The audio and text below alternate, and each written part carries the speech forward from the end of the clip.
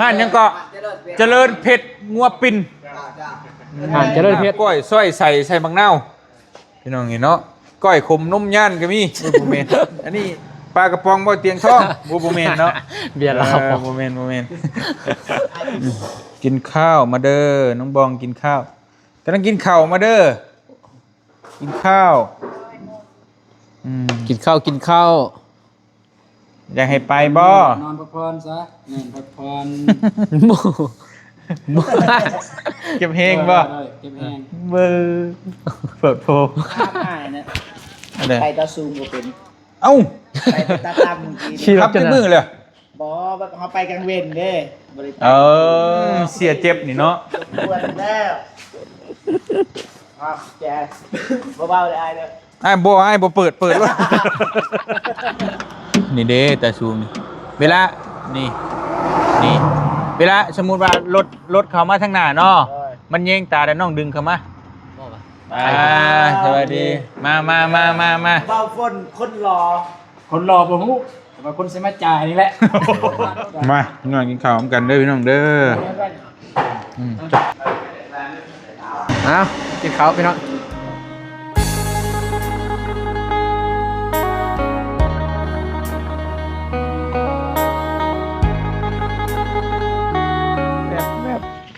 มาแล้วป่ะแล้วมาแล้วพี่น้องเอ๋ยเนาะห้วยกับห้วยเท่ห้วยว่าเรายันตั้มนี่ป่ะจ๊ะฮะถ่ายรูปโอ้มาโอเคโอ้ยหยุดโอ้เขาจำเลยป่ะคอยได้ป่ะเลยมาฮะเดี๋ยวทางนี้ป่ะฮะทางนี้เนาะโอเคอยู่บ้างก็มากินข้าวพี่น้องเลยสบายดีเด้อพี่น้องสบายดีเลิกเรียนเลิกงานแล้วก็มากินข้าวเนาะก็สิกินยังเห็นทั้งน้องๆเพิ่นมักกินตำเติมก็ได้พามานี่ละโดยมาฮะ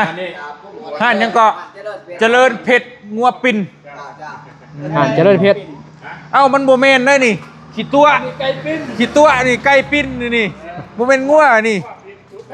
โอ้ลูกงัวยังหน่อยแท้นี่ไดโนเสาร์โอ้ยโบเมนขีดตัวนี่อันนี้ไก่ปิ้นบ่กันปีนึงมันปีนเบิดบ่เขาก็เปิดระบบตัวนี้เปิดพุ่นบ่หยอกเล่าพี่น้องเลยงัวอยู่ในพุ่นมันปิ้นแล้วใช้งัวนะขอบ่งัวนี่ให้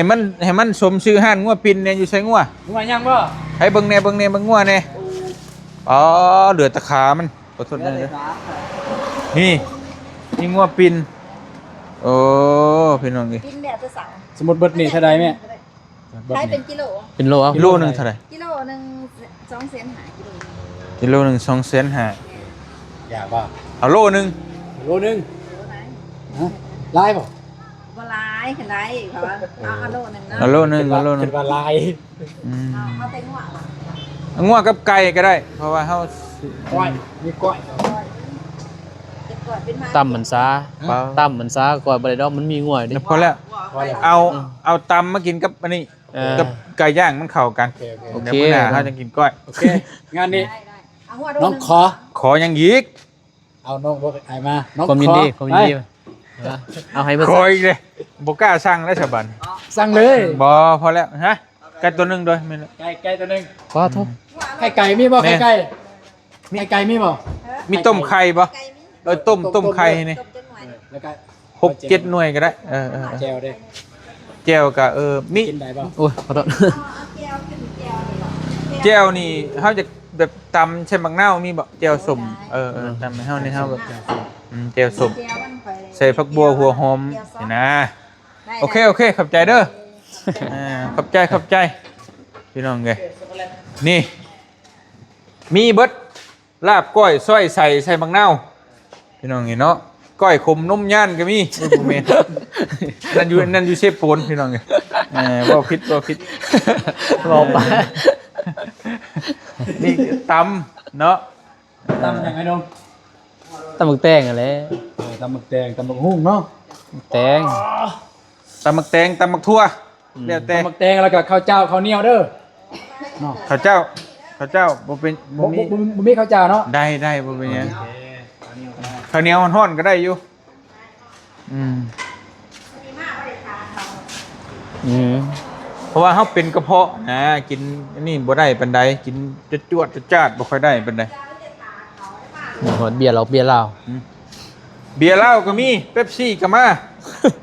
ทอดกระป๋อง พี่น้เยอันนี้ปลากระป๋องบ่เตียงทองบ่แม่นเนาะ เบียร์เรา บ่แม่นฮะ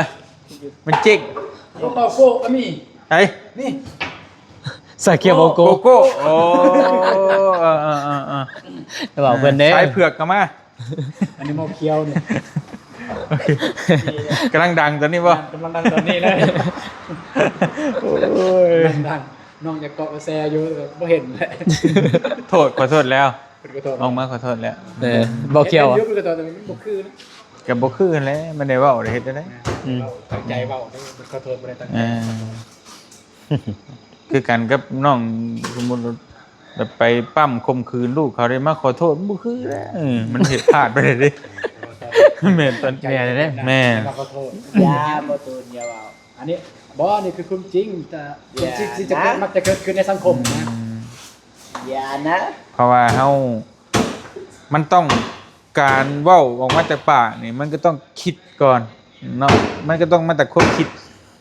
จะสิว่าเรื่องว่าฮู้เท่าถึงการโมเมนต์และหลายคลิปพร้อมแต่ก็บ่ว่าเราก็บ่ว่าไผเนาะก็อย่าถ้าเรามีความสำนึกได้ก็ดีเลือกคนเฮาก็คิดว่ามันมีความผิดพลาดกันได้คนเฮาระหว่างการเดินทางมันอาจจะมีลมคุมหรือว่าตกคุมตกบ่ก็เป็นไปได้ แต่ว่าเฮาก็ให้โอกาสกันเฮาก็บ่ตัดแต่ว่า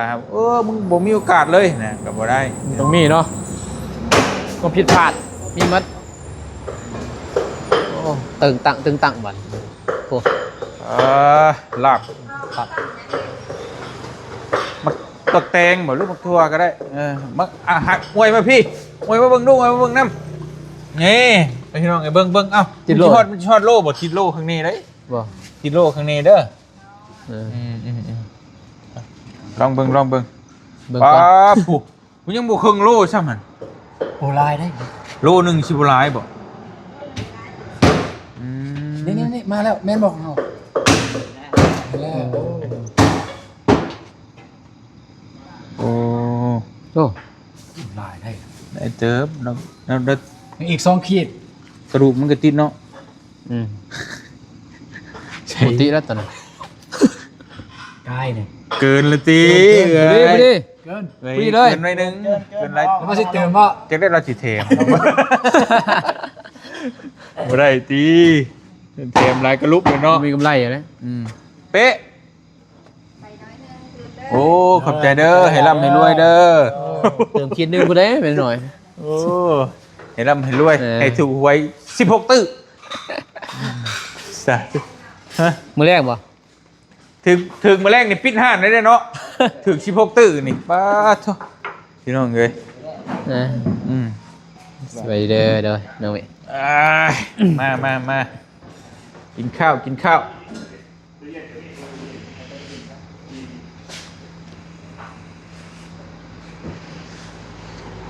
วางเนาะบ่มีแขก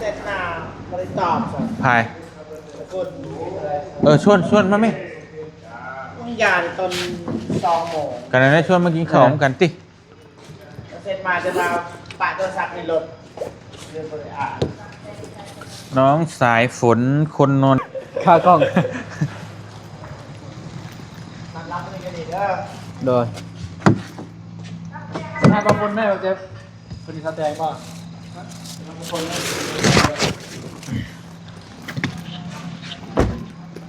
ตำบ่ค่อย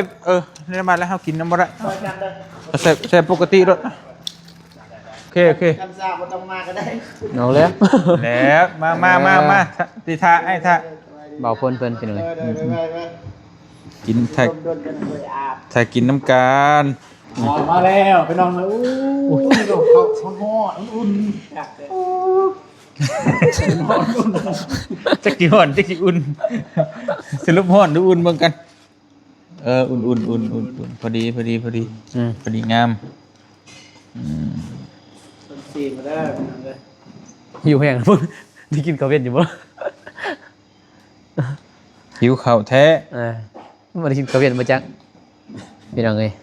ขนมไอเตียง3ของ เบิ่งอยู่นะย่านบ่ได้กินข้าว กินเฮือนเบานงแล้วก็นั่นอยู่ บ่ก็กินต้มปลา ต้มปลาก็แล้วหลายเติบอยู่ น้องก็กินลาบจอง นอนนี่บ่แมลงนอนนี่บ่ข้างนอกก็ รถนี่เมื่อได้อยู่ เที่ยวไปเที่ยวมาเด้อเนาะ น้องก็มากินข้าวตอนเช้ามากินอยู่หั่นก็ได้มาไปนำกันเนาะ อืม มื้ออื่นนี่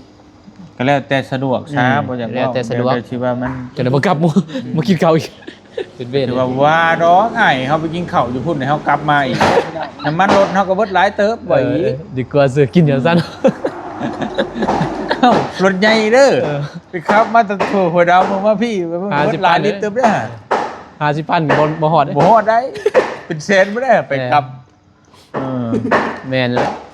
ให้เฮาไปกินข้าวอยู่พุ่นเนาะ วางดอกเตียงแล้วบ่เด้อไปถ้าแจ้งไปกลับหลักแสนน่ะเด้อใส่ระมัดระวังแน่เวลาไปตรงนี้ตรงนั้นเด้อขอบคุณกันครับเลย บ่ฮู้แต่ว่ารถไอ้นี่ก็อาจจะบ่ฮอดดอกแต่รถนอกเนาะ เต็มทางนี่ไอเติมจักรลาด ล้านหก ล้านหก โดยประมาณ ขี่ได้จักกิโล ประมาณ 1,000 กิโลมันประหยัดได้ คนบ่ฮอดผ่านเนาะ อีซูซูมันประหยัดอยู่แล้วนะ คันปลายน่ะ 800 ไอ้เติมเตรียมทางปุ๊บไปเวียงจันทน์ไปกลับมายังเหลืออีกไม่ได้เติมเลยได้เติมเธอเดียวจะอยู่บ้าน ถือว่า แต่ว่าประหยัดอันเนี้ยก็อันดับหนึ่ง จากพันเก่าเนาะ ไปเวียงจันทน์อยู่ส่วนหนึง พาเขาไปปาตัด อ๋อเป็นว่าพานเดือนนั้นสมัครเวียก บอไปอันนั้นไปสมัครเวียกอยู่สวรรค์นะ สวรรค์เป็นว่าอยู่เวียก บอ เพราะว่าเห็นอ่า 18เช้าคอยครับนี่ครับแบบสไตล์60-70นี่ประมาณ19ลักต่อลิตรหนึงรถไฟ คอยเนาะ จะพูดว่าขับช้าขับไวอะไรประจำไหม โอ้ขับซ่าแล้วเนาะ ขับช้า เออ ขับช้า แนวมันแหละขับซ่าประหยัดสุดแล้ว ขับซ่าแต่เร่งไว้คือเขาได้สักนิดนึง บ่แล้วก็หูอยู่ สังเกตเบิ่งรอบเครื่องมันเด้อบ่ให้รอบเครื่องมันขึ้นสูงนั่นคือประหยัดจักอยู่รอบเครื่องเดี๋ยวสิบอกเดี๋ยวสิบอกกินข้าว ความผ่อนความยั่งผู้แล้วก็ยันผู้ยังวัด ว่าเอาง่ายคือขับซ่าน่ะประหยัดสุดรถไอ้นี่ ซาได้แต่ รถไอ้นี่ประมาณ18-19ลิตรบ่แม่น18-19ลักต่อลิตรนึงสมมุติเราไปบ้านน้องนี่ไปกลับนี่ก็เบิดลิตรปลายเบิดแล้วก็บ่ฮอดหรอก50,000ไปกลับ จากลิฟต์รถไอ 76 ลิตรเต็มทาง รถอะไรนี่เด้อ จากเลย จะชื่อมันไม่ได้ถามมันต้องถามตอนชื่อแล้วเจ้าของงานไม่ตอบ เต็มทางเนาะ ใส่ ใส่เต็ม เล เลย ย ไอ้ ก็ได้ บ่เคยใช่นะก็มันนะพวกประเภทกระบะนี่16ประมาณ76 ลิตร75 ลิตร74 ลิตรประมาณนี้ บ่คิดนะได้รถ ฝันเนาะ ก็นั่นแหละ มันเฮาความมุ่งมั่นมานะความอดทนสักวันมันก็ได้ถ้าน้องผมว่าเฮ็ด YouTube นี่ สิได้ ง่ายเลยเนาะก็บ่แม่นประมาท YouTube ได้บ่เตียงนี่ก็พอมีอยู่มีกินนำ YouTube แต่ก่อนก็บ่แม่นบ่มี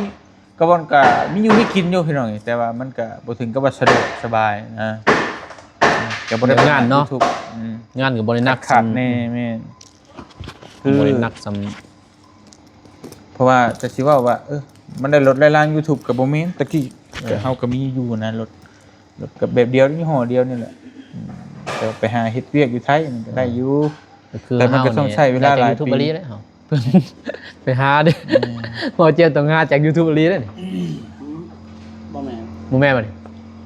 ส่วนหนึ่งแมน อ้าว ที่ได้รถนี่70,000 บาทถึงเงิน YouTube ก็นั่นแหละ เห็นอะไรอยู่ ทำไม เห็น ถ้าบ่มี YouTube แม่เพิ่นก็บ่เห็น นั่นแหละมันก็ต้องขอบใจ YouTube คือเก่าทั้งเบิดทั้งมวลนี่เฮามานั่งนำกันก็ YouTube มันนั่น เออ แต่บ่มี YouTube ก็เฮา อ้ายก็บ่ได้ลงมาเห็นท่าน้องอีกค่ะคือกัน อันเดียวบัด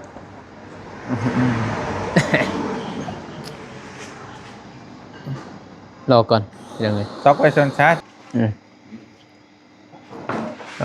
ปอ ไก่อะ อุลายดีสมเนาะ สิ้นไก่วัน โอ้ นี้ โอ้ ไก่ได้งัวปิ่นได้นี่ หัว นะ เลย คนกันปะ บ่นะ มีแต่งัว ปนบ่บ่ได้ปนดิ มีแต่งัวเลย ปนโลนบักลาย สุดที่เลิฟโทรมา มื้อหน้าทางงัวปิ่นมากินกันเดือดตายเนาะ งอตัวพี่น้องเลยไก่ตัว พอลงมาจะมีปืนบ่บ่ มัดเลย ลงไป กินข้าวมาเด้อน้องบองกินข้าวกำลังกินข้าวมาเด้อกินข้าวกินข้าวกินข้าว อยากให้ไปบ่ นอนพักผ่อนซะนอนพักผ่อน หมูหมู เก็บเฮงบ่ ได้เก็บแห้ง เบอร์เปิดโพ ออกอากาศแล้วเนาะ เอ๊ะ เยี่ยม เห็นว่าเขา ดีนำเด้อเสด็จเมียแล้ว เห็นว่าเขาไม่ประมาณ เป็นฟ้า ผมหมายว่าจังได๋ว่าฟังฟ้าเนี่ย ฮะ ผมหมายว่า มั่นคง เป็นปังเป็นฟ้า แม่นให้มันมั่นคงในแบบว่า แบบว่าคือต้นไม้กับมันใหญ่บ่มันบ่ตาย มันมีนะ หืม เข้าใจที่ไทยคือมันมีนะ มันครบแล้ว มีเงินมีคำ บ่มีเมียนะ บ่ แต่ก่อนเนี่ยคนเดียวมาเดี๋ยวนี้ก็มาเลย เป็นฟังเป็นพานะคำมันกว้างคำกว้างน่ะคือองค์รวมอยู่ในหั่นน่ะคือเป็นครอบเป็นครัวแต่มันมั่นคงบ่หวันไหวแล้วก็แบบว่าครอบชีวิตก็สมบูรณ์แบบขึ้น แล้วก็แบบว่ามันหลายอย่างนะมันกว้างแต่ว่าบ่ได้หลายอย่าง ใจนำเด้อ ได้ดีใจเรียวัน ใจ ใจ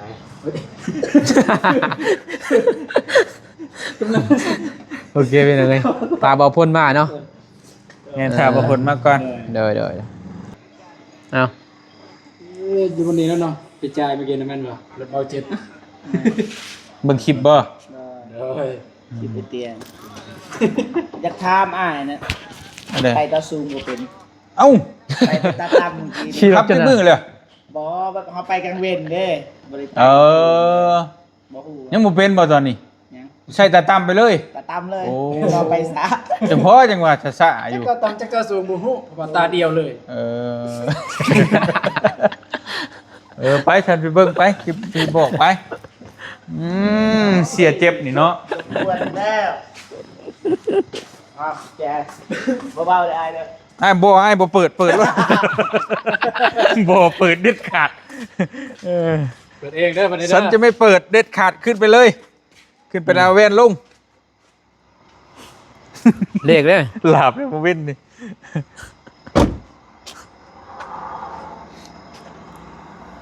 เอาแวนลง เย้ย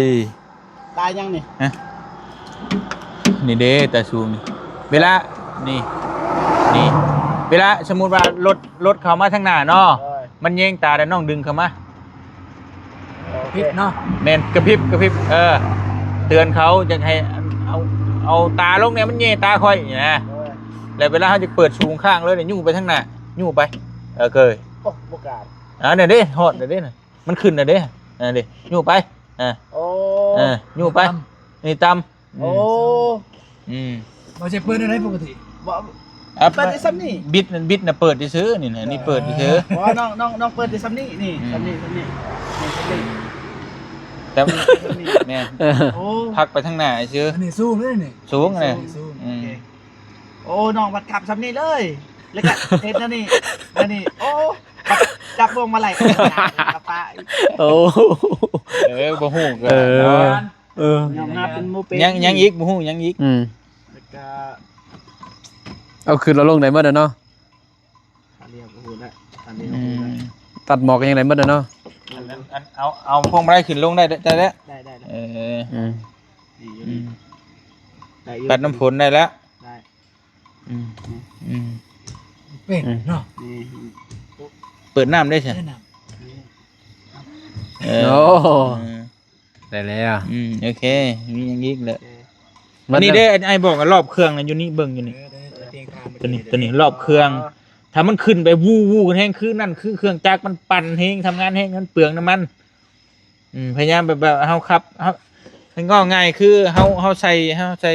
ลงคอยเฮาก็ธรรมดาเนาะ แม่นเฮาใส่เกียร์สูงนะมันสิค่อยตึ้งก็ขี่รถจักรกันนะ ถ้าใส่เกียร์3เกียร์4มันก็สิถ้าบิดก็ค่อยมันก็ไวแม่นบ่ล่ะแบบนั้นแหละพยายามให้รอบเครื่องมันบ่ขึ้นสูงบ่เปลืองน้ำมัน ลงคอยเฮาก็บ่ต้องรอบเครื่องขึ้นเนาะ แม่น คอย โอเคเนาะ บ่ได้ เด้อ ติดพร้อมอยู่ จุดเสียตอนนั้นเลย โอ้ย เดี๋ยวไงรอทาเบาคนตัว เบาฝน Channel แม่นบ่ มาเป็นยังไง เนี่ยมันโดนคนแม่นที่นี่ คนหล่อ คนรอบ่ฮู้แต่คนสิมาจ่ายนี่แหละ แน่ๆแล้วอันนั้นติ ลงมาก่อนสิบอกใหม่ มาเรียงซ้าวะ เราใหม่เด้อ ขายกาแฟมืดหรือเปล่าวะ สวัสดีมา เบาฝนคนหล่อ คนรอบ่ฮู้แต่ว่าคนสิมาจ่ายนี่แหละมาโดนแล้ว โดยสวัสดีคน ได้ยินมั้ยว่า นี่ เบา บ่ ฝนคนหล่อตั้งใจเลย ตั้งใจมาจ่ายเลยนั่ง บ่ให้เราเว็บให้บ่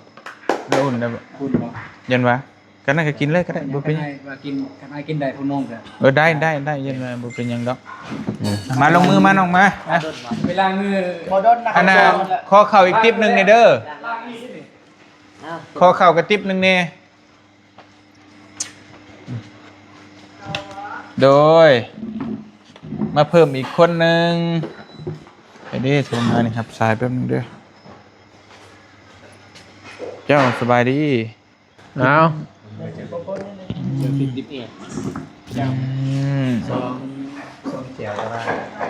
า ตำมันเดียวเนาะเฮ้ยเนาะ อันนี้เจลซอสเนาะ มันคือสิถึงกันบ่แหละเฮ้ย เจลซอสกับ เนี่ย มีอะไร ตำบ่เอาอีกบ่ สิได้แล้วเวลา อย่ามันบ่ถึงกันนั่นแหละอย่ามันบ่ถึงกัน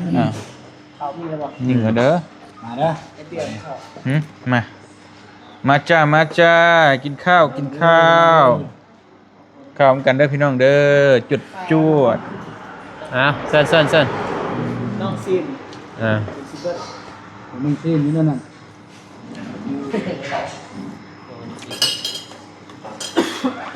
อยากเป็นกระเพาะจริง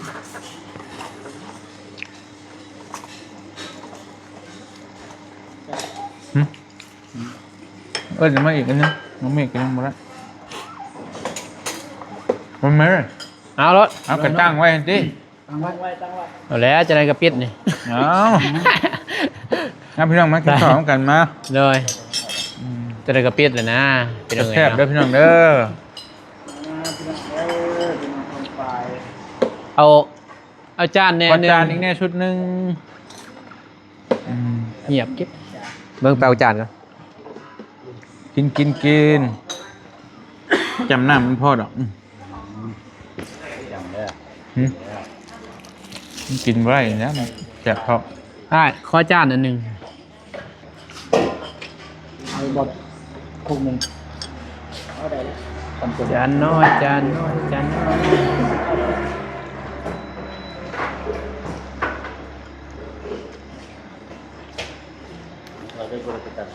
โอ้ยคิดลายเลย บอกปันนั่นกูแทนไรตอนนับ ไปแล้วบ่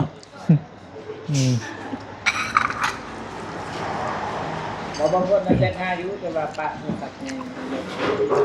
สบายนะไอ้น่ะมันอย่าง 3 โมงครับแต่เจ็ดนาที12 โมง ครับเพื่อนบอกเตรียมเป็นคนขาน้องก็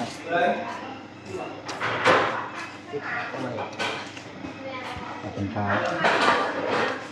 ก็มีตัวบอกว่าการจามปูจมตัวคนนึง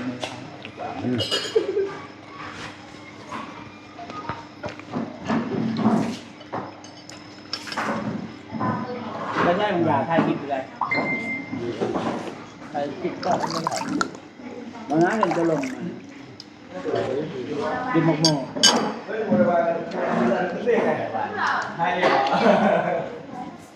กินว่าพี่เป็นว่าเป็นดีใจว่าจังดีใจนะ เอาโอเคพี่น้องเอ้ยกินข้าวกินน้ำกันเด้อมาเด้อกินขนมกันเด้อพี่น้องเด้อ มาพี่น้องกินข้าวพร้อมกันเด้อพี่น้องเด้อจบ เอากินข้าวพี่น้องเด้อ มาลุยบอลลงมาม ใจเด้อบางคนที่มานั่นยังบ่กินเขา ดูทุ่งใบให้พ่อมกิน ทำพอ10 นาทีแล้วกัน เล่นผ่านน้ำบ่ ลิงจังวะ ไปเด้อกินเด้อ เบิ่งมาที่คลิปเบิ่งที่คลิปในเตียง อ้าวคลิปมื้อนี้เบิ่งบ่ ยังเหรอจังวะ ทวงคำสัญญา จังว่าเฮาปล่อยกับพี่น้องเพิ่นจะขับรถแต่เบิ่ง แม่ เตรียมไว้แล้วบ่งัวเตรียมไว้แล้วบ่งัว เตรียมแล้ว จับ ปลา เตรียมไหม แล้วตัวคล้องมันจับ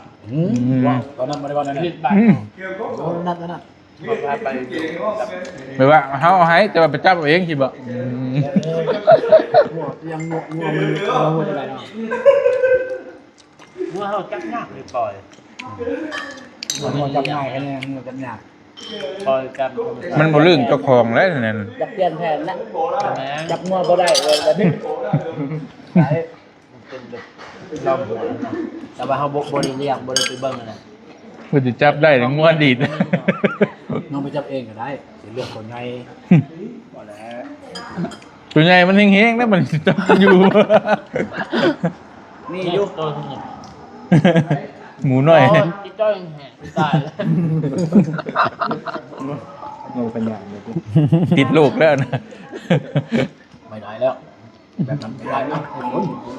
อันน่ะไข่เก็บแบ่งไปเท่านั้นนะใช่ไหม เป็นหยังว่าจังซั่นบางคนอยากให้งัวย้อนบ่ตูนได้ว่านี่หมู่กูซอยเลยสิเบิ่งหมู่กูซอยไว้ซอยหยังแหน่ตัวอย่างว่าตัวเองเอาเมียน่ะซอยหยังแหน่ อืม เองก็ติดจอยยำนันบอกเจไปเกลือเด้ไอเกลือ ก็มีได้บ้านอ่ะก็มีนะเพราะว่างานเจ้าของหมูซอยเบียร์ร่างหนึงแบบที่เฮาไปช่วยหมูกับร่างหนึงคือกันอืม คนไปแล้วแต่เศรษฐกิจ แม่นแต่ว่าอันนี้สำหรับผู้ใหญ่นะ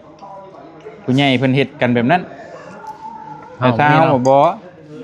เฮานี่เบิ่งว่าตอนนี้เราบ่มีนะติดลบนะคือเฮานี่นะตอนนี้นะจะคิดว่าโอ้4-5 แก๊สนั่นได้แก้วนึงจ้ะ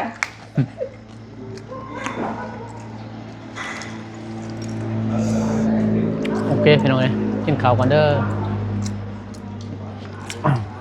มันเยอะมันยาวเลยนะมันเยอะมันยาวเลยพี่น้องเอ้ยเนาะกินข้าวกินน้ำก่อน เอานะ โอเคพี่น้องเอ้ยกินข้าวกินน้ำเรียบร้อยแล้วเปิดเพลงมาหนึ่งเนาะปกติไม่ได้ดนเอากำลังเราเล่นดนตรี ไป กับพี่น้องเอ้ยเนาะพอดีคำเด็กเลยได้เนาะ เลิกแล้ว 9 โมง ฟุ้ง ไปเลยกลับก่อนเด้อบ้าน กลับก่อนไปพาพ่อลูกอ่อนกลับบ้านเดี๋ยวลูกสิให้หา บ่ให้แล้วเดี๋ยวนี้ไปเดินทางกลับก่อนเลยเนาะ โอ้ยข้าวอิ่มแล้วเนาะขอบใจน้องๆเพิ่นเลี้ยงมื้อนี้ เบาตูนเบาเจ็บ เบาฝน ไปเลยเนาะเลี้ยง เลี้ยง เอาบ่ เลี้ยง หาญาติดอก เลี้ยง กระเป๋าแบน โอ้ย เสียเพิ่นไปบ๊ายบาย ดีแม่งสบายดีเด้อพี่น้องเด้อ สบายดีเด้อพี่น้องไปบ๊ายบายพี่น้องเอ้ยเนาะ